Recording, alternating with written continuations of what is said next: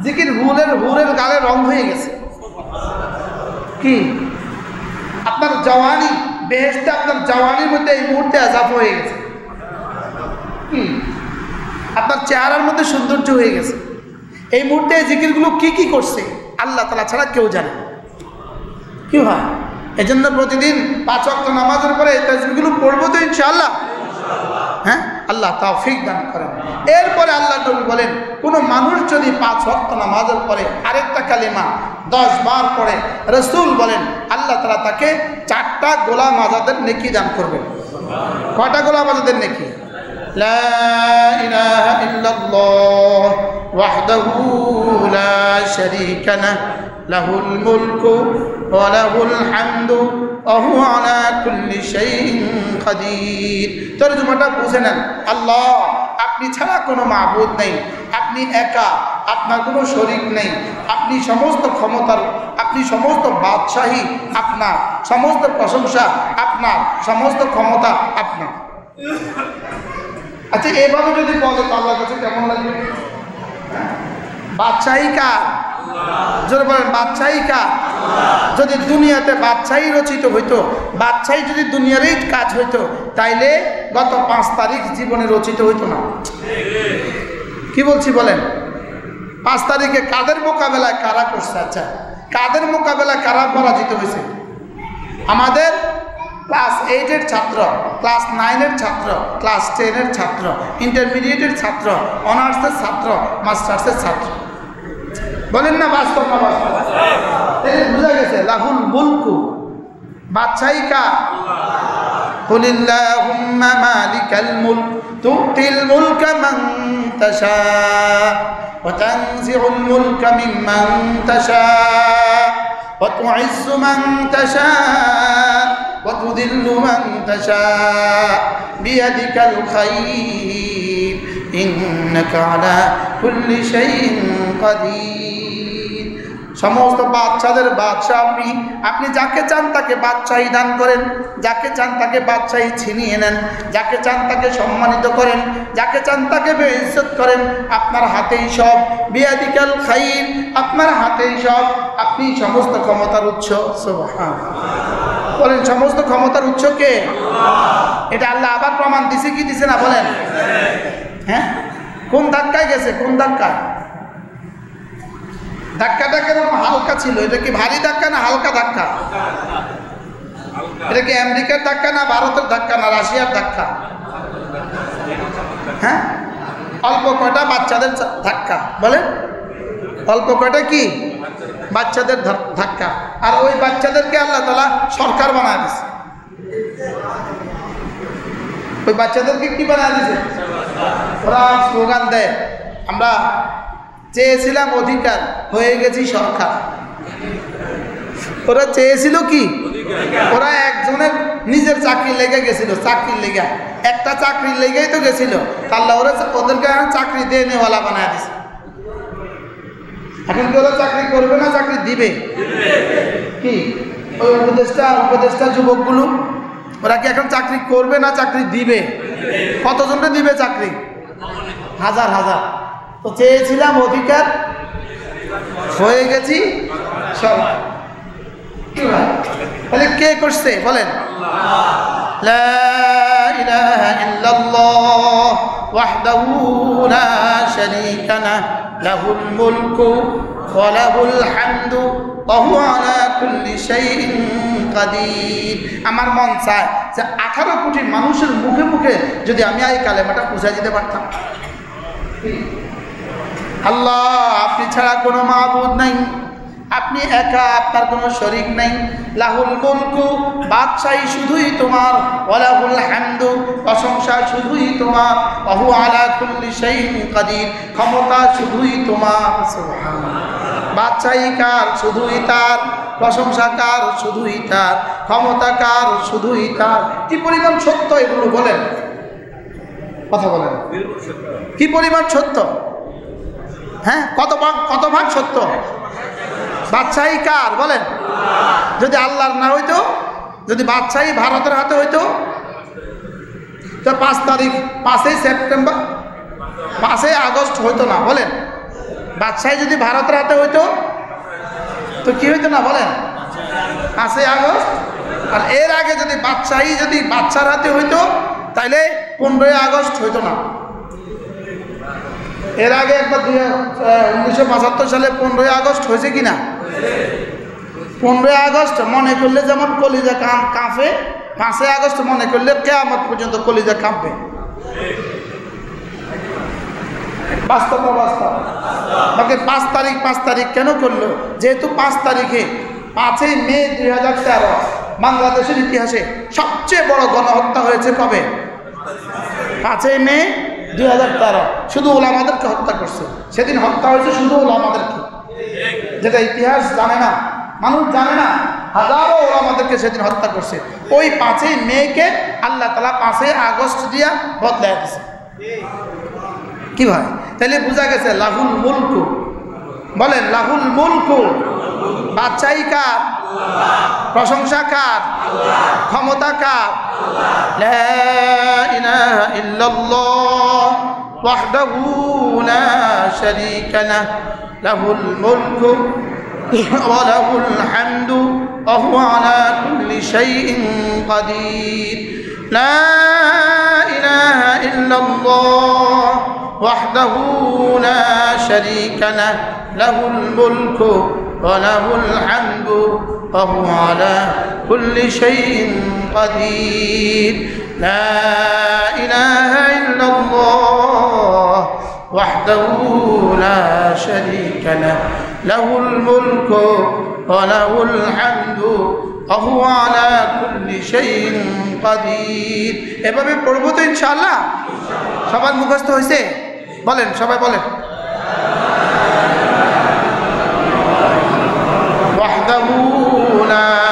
شريك له له الملك وله الحمد وهو على كل شيء قدير. লাহুল মুলক অর্থ কি? বাদশাহী শুধুই তার। বাদশাহী কার? হ্যাঁ। আর ওয়ালাহুল হামদু, প্রশংসা শুধু কার? আল্লাহ। লাহুল মুলকু ওয়ালাহুল হামদু ওয়া হুয়া আলা কুল্লি শাইইন কাদির অর্থ কি? নিশ্চয়ই তিনি সমস্ত বস্তুর উপরে, সমস্ত ব্যক্তির উপরে, সমস্ত বিষয়ের উপরে তিনি ক্ষমতাবান। তিনি কি? হ্যাঁ, আল্লাহ তাআলা কাদির। আল্লাহ তাআলা কুদরতে কামেলার একমাত্র মালিক। আল্লাহ তাআলা হাকিম, হিকমতে কামেলার মালিক। আল্লাহ তাআলা আলিম, ইলমে কামেলের মালিক। সুবহানাল্লাহ। বলেন আলিম কে? আল্লাহ। কাদির কে? আল্লাহ। হাকিম কে? আজিজ কে? গফুর কে? আল্লাহ। এগুলো জানা, এগুলো জানা, এগুলো জানলে ঈমান মজবুত হবে। এগুলো জানলে কি মজবুত হবে? তাহলে এই কালেমাটা আমরা 10 বার করে পড়বো তো ইনশাআল্লাহ। এরপরে আল্লাহর নবী বলেন, কোন মানুষ যদি ফজরের পরে পড়ে 100 বার সুবহানাল্লাহি ওয়া বিহামদিহি, এবং মাগরিবের সূর্য ডুবার আগে পড়ে 100 বার সুবহানাল্লাহি ওয়া বিহামদিহি, সুবহানাল্লাহি ওয়া বিহামদিহি, সুবহানাল্লাহি ওয়া বিহামদিহি, সুবহানাল্লাহি ওয়া বিহামদিহি, সুবহানাল্লাহি ওয়া বিহামদিহি। আল্লাহর নবী বলেন, এই দিনে এই রাতে তার চেয়ে উত্তম নেকামলওয়ালা আর কেউ হবে না। বুখারী মুসলিমের হাদিস। তার চেয়ে উত্তম নেকিওয়ালা আর কেউ হবে না। কি পড়লে? সুবহানাল্লাহি ওয়া বিহামদিহি।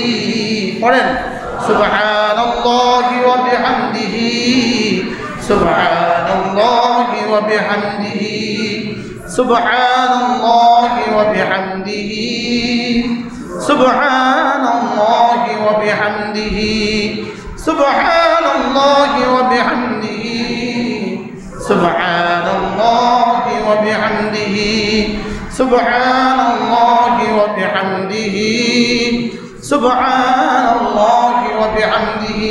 এরপরে রাসূল বলেন, কোন মানুষ যদি একটা কালিমা একবার পড়ে, একবার, আল্লাহর নবী বলেন সূর্য যেখানে যেখানে আলো দেয় সবটা যদি আমাকে দিয়ে দেওয়া হতো, যেই পরিমাণ খুশি আমি হইতাম, আমি এর চেয়ে বেশি খুশি হয়ে যাই। একবার পড়া আমি এর চেয়ে বেশি খুশি হয়ে যাই।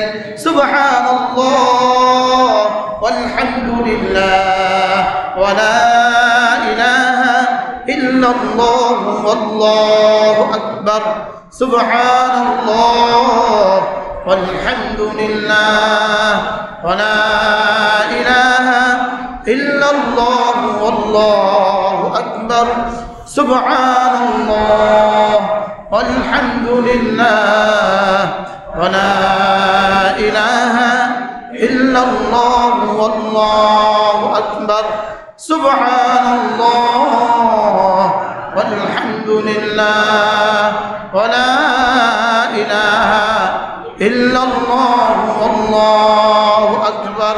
পড়ব তো ইনশাআল্লাহ? যদি পারবো না 100 বার করে পড়তে ইনশাআল্লাহ।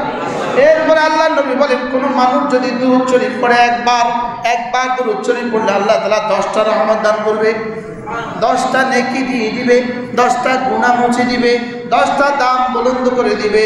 সাল্লাল্লাহু আলাইহি ওয়াসাল্লাম সাল্লাল্লাহু আলাইহি ওয়াসাল্লাম সাল্লাল্লাহু আলাইহি ওয়াসাল্লাম সাল্লাল্লাহু আলাইহি ওয়াসাল্লাম সাল্লাল্লাহু আলাইহি ওয়াসাল্লাম সাল্লাল্লাহু আলাইহি ওয়াসাল্লাম সাল্লাল্লাহু আলাইহি ওয়াসাল্লাম।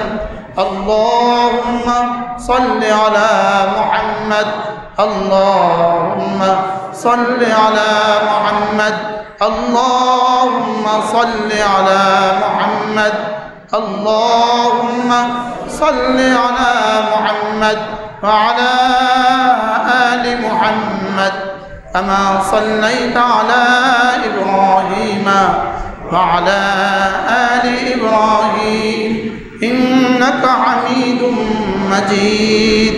আল্লাহুম্মা বারিক আলা মুহাম্মাদ ওয়া আলা আলি মুহাম্মাদ কামা বারাকতা আলা ইব্রাহিমা ওয়া আলা আলি ইব্রাহিম ইন্নাকা হামিদুম মাজিদ। এরপরে কমপক্ষে প্রতিদিন 100 বার আস্তাগফিরুল্লাহ আস্তাগফিরুল্লাহ ওয়া আতুবু ইলাইহি আস্তাগফিরুল্লাহ ওয়া আতুবু ইলাইহি আস্তাগফিরুল্লাহ ওয়া আতুবু ইলাইহি। এভাবে পড়ব তো ইনশাআল্লাহ। তো মাঝে মাঝে যদি এগুলো আলোচনা না হয় তো কেমনি শিখবেন? ভোতা হয়ে যাবে না? হ্যাঁ, আজকে 10 মিনিট আধা ঘন্টা শোনার দ্বারা কিছুটা লাভ হয়েছে না? হ্যাঁ, আবার 1 মাস পরে ইনশাআল্লাহ বলা বলি করবেন, নিজেরা উস্তাদ বাবুকে বলবেন যে ইনশাআল্লাহ প্রত্যেক ইংরেজি মাসের 2য় শুক্রবারে বাদ আসর মজুরপুর বাইতুল সুজুদ জামে মসজিদে জিকিরের মজলিস আসবেন তো ইনশাআল্লাহ। আর মাগরিবের পরে প্রত্যেক ইংরেজি মাসের 2য় শুক্রবার মাগরিবের পরে বাঞ্ছানগর তাজুল উলুম মাদ্রাসা জিকিরের মজলিস, প্রত্যেক ইংরেজি মাসের শেষ শনিবার কুমিল্লা সদরনপুর মাদ্রাসা জিকিরের মজলিস, প্রত্যেক ইংরেজি মাসের প্রথম শুক্রবার নোয়াখালী জেলা জামে মসজিদে জিকিরের মজলিস, প্রত্যেক ইংরেজি মাসের শেষ রবিবার হাটহাজারীতে চট্টগ্রাম হাটহাজারীতে জিকিরের মজলিস, প্রত্যেক ইংরেজি মাসের শেষ সোমবার চট্টগ্রাম জমিয়তুল ফালাতে জিকিরের মজলিস, প্রত্যেক ইংরেজি মাসের 3 নম্বর শনিবার সিলেটে জিকিরের মজলিস। আলহামদুলিল্লাহ বলেন। আর বাকি থাকলো কোন কি? সব তো ফিক্সড হয়ে গেছে। আল্লাহ যেন 30 দিন আল্লাহর এই গোলামকে আল্লাহ তাআলা জিকিরের মজলিসের জন্য ইস্তেমাল করে। ওয়াজের জন্য তো কত মানুষই আছে, কি ওয়াজের জন্য তো কি কত হাজার মানুষই আছে। আল্লাহ তাআলা যেন এই গোলামের জিহ্বাটাকে জিকিরের ফেরিওয়ালা বানায় দেয়। মনে থাকবে ইনশাআল্লাহ? দোয়া করতে পারবেন না ইনশাআল্লাহ? আল্লাহ তাকে জিকিরের ফেরিওয়ালা বানায় দেয়। আল্লাহ তাআলা যেন এই মসজিদটাকে কবুল করেন। আমাদের ইচ্ছা মজুরপুরের বাইতুল সুজুদ জামে মসজিদে ইনশাআল্লাহ আমরা এই দোতলায় ইনশাআল্লাহ রমজান থেকে যেন আমরা ইনশাআল্লাহ নুরানি হেফজখানা চালু করতে পারি ইনশাআল্লাহ। রমজান থেকে এই দোতলায় মাদ্রাসা চালু হবে ইনশাআল্লাহ। বলেন ইনশাআল্লাহ। আচ্ছা সব কি খেয়াল নিয়ত পাক্কা তো ইনশাআল্লাহ? রমজানের আগে থেকে ইনশাআল্লাহ আমরা প্রস্তুতি নিয়ে রমজান থেকে এখানে কি করতে হবে? এই জন্য একটু কারোর কাঁদা লাগবে, কারোর রাঁদা লাগবে, ফিকির লাগবে, ফিকির। এই কথাটা মনে করাইতে হবে আমার, এটার সাথে লাগা থাকতে হবে। জোরে দেখতে হবে। আমরা এই মসজিদের দোতলা ইনশাআল্লাহ একটা মাদ্রাসা চালু করবো ইনশাআল্লাহ, বলেন ইনশাআল্লাহ। আল্লাহ তাআলা তৌফিক দান করেন, এগুলো বন্ধ করে দেন, আল্লাহ তাআলা কবুল করেন। প্রত্যেকে বরকতের জন্য একটু পকেটে হাত দেন, যে যা নিয়ে আসছেন মাদ্রাসা